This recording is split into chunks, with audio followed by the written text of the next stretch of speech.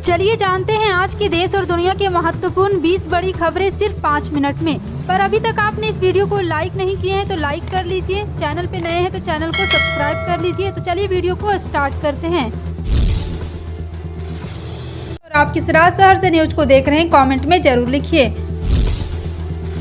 2023 के त्रिपुरा चुनाव से पहले बीजेपी को लग सकता है बड़ा झटका, सहयोगियों में बड़ी टूट। पूरी जानकारी आपको विस्तार से देंगे, वीडियो को अंत तक जरूर देखें। बता दें कि त्रिपुरा में विधानसभा चुनाव होने में बमुश्किल 6 महीने बचे हैं। इससे ठीक पहले सत्तारूढ़ भाजपा के गठबंधन सहयोगी indigenous people front of Tripura यानी कि IPFT का एक बड़ा और एक धड़ा शनिवार को शाही वंशज प्रद्योत किशोर देववर्मा की पार्टी TIPRA मोथा में शामिल हो गए। उन्होंने IPFT के खिलाफ अपनी अलग राज्य पिपरालैंड की मांग से हटने और बीजेपी की बी टीम के रूप में काम करने का आरोप लगाया है। 2019 में कांग्रेस छोड़कर प्रद्योत ने पिछले साल फरवरी में TIPRA मोथा बनाया था।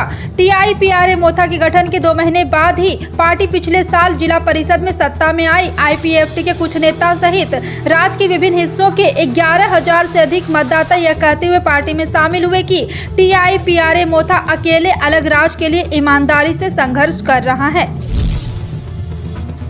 दिल्ली परिवहन निगम द्वारा भर्ती अधिसूचना जारी की गई है। इसके अनुसार DTC द्वारा मैनेजर के पदों पर भर्ती की जाएगी। इन पदों पर अनुबंध के आधार पर भर्ती की जाएगी। इस भर्ती अभियान द्वारा मैनेजर और मैनेजर के पदों पर अभ्यर्थियों की भर्ती की जाएगी। आवेदन करने के इच्छुक उम्मीदवार DTC की आधिकारिक वेबसाइट पर जाकर इस भर्ती के लिए आवेदन कर सकते हैं।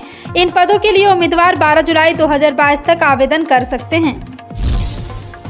उत्तर प्रदेश के 5 शहरों में विमान सेवा शुरू करने के लिए प्रदेश सरकार और भारतीय विमानपत्तनम प्राधिकरण के बीच हुए करार के बाद हिंडन से इन शहरों को कनेक्ट करने की उम्मीद बढ़ी है। गाजियाबाद और नोएडा में रहने वाला बड़ा वर्ग इन शहरों से जुड़ा हुआ है। माना जा रहा है कि इनमें से चित्रकूट और आजमगढ़ के लिए यहां से उड़ान सेवा शुरू की जा सकती है। हालांकि हिंडन घरेलू उड़ान सेवा से जुड़े अधिकारी और आधिकारिक रूप से इस पर कुछ कहने से बच रहे हैं, लेकिन सूत्रों का कहना है कि तकनीकी स्तर पर इस पर महीनों से काम चल रहा है। बस अधिकारियों की अनुमति मिलने का इंतजार किया जा रहा है।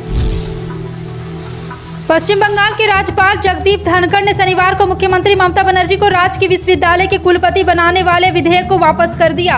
राज्यपाल ने इसे अनुपालन किया अपूर्णता के आधार पर वापस किया है। ममता बनर्जी कैबिनेट ने पश्चिम बंगाल के विश्वविद्यालय के कुलाधिपति राज्यपाल की जगह मुख्यमंत्री होने वाला विधेयक 14 जून को राज्य विधानसभा में पारित किया था। राजभवन की एक प्रेस विज्ञप्ति में कहा गया कि विधानसभा सचिवालय से राज्यपाल के विचार के लिए विधेयक भेजे गए। इन विधेयकों में राज्य के विश्वविद्यालय के चांसलर CM को बनाने का विधेयक भी शामिल है। इस विधेयक को लेकर विधानसभा बहस भी पूरी आधिकारिक रिपोर्ट जल्द से जल्द बनाकर भेजी जाए। देश में किसानों की आर्थिक स्थिति में सुधार करने के लिए भारत सरकार विभिन्न योजनाओं को चला रही है। इन योजनाओं का उद्देश्य किसानों के जीवन स्तर को सुधार और उनके भविष्य को सुरक्षित करना है। इसी को देखते हुए भारत सरकार ने कुछ साल पहले प्रधानमंत्री किसान सम्मान निधि योजना की शुरुआत की।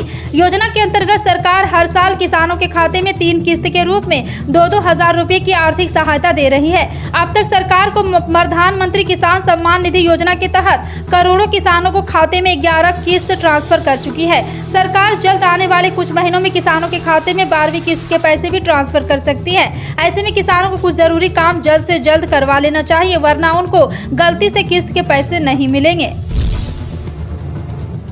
गुजरात में कोरोना वायरस संक्रमण के मामले लगातार बढ़ते जा रहे हैं और आपको बता दो कि शनिवार को सूबे में कोरोना के 580 नए मामले सामने आने के बाद संक्रमितों की कुल संख्या बढ़कर 12,33,242 हो गई है।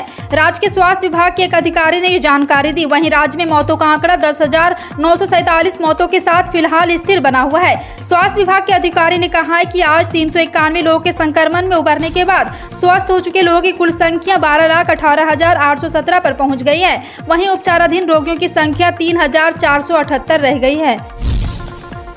दक्षिण पश्चिम मानसून ने सामान्य समय में 6 दिन पहले ही पूरे देश को कवर कर लिया। मौसम विभाग के मुताबिक उत्तर अरब सागर के हिस्से, गुजरात व राजस्थान के बाकी इलाकों में भी मानसून पहुंचने के साथ देश भर में छा गया है। IMD ने जानकारी दी है कि देश भर में मानसून पहुंचने की सामान्य तिथि 8 जुलाई है, लेकिन इस बार 6 दिन पहले ही मानसून ने समूचे भारत को कवर कर लिया है। बता दें कि मौसम विभाग ने अपने पूर्वानुमान में 6 जुलाई तक मानसून के पूरे देश में पहुँचने की संभावना जताई थी। राष्ट्रीय राजधानी दिल्ली, उत्तर प्रदेश, पंजाब और हरियाणा समेत उत्तर उत्तर भारत के राज्यों में 30 जून को मानसून की दस्तक के बाद से देश के तमाम राज्यों में बारिश का सिलसिला जारी है। बीते 24 घंटे की बात करें तो यूपी के कई जिलों में झमाझम बारिश हुई। वहीं मध्य प्रदेश, गुजरात, महाराष्ट्र और राजस्थान में भी जमकर बादल गरजे हैं।